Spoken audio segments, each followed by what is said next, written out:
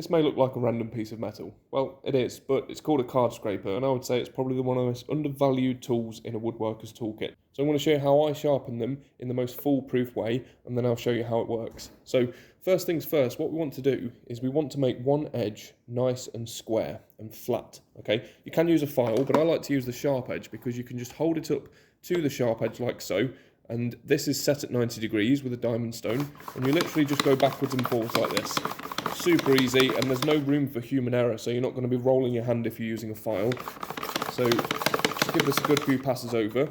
We want to make sure that this is nice, flat, smooth and square, and then we just take the backing off tool with a bit of diamond stone in there, and then we just want to take off any potential burrs that are on here. Okay, so what we should be left with is a beautifully flat, square edge on this card scraper.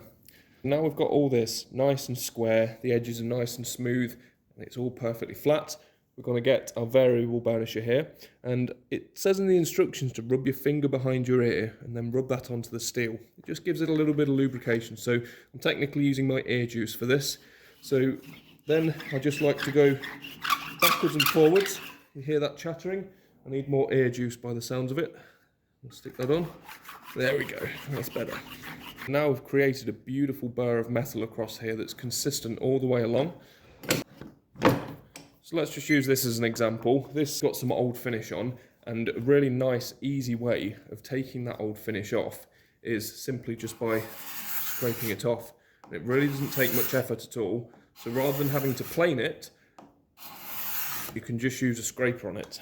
And that just clean that up, absolutely beautiful.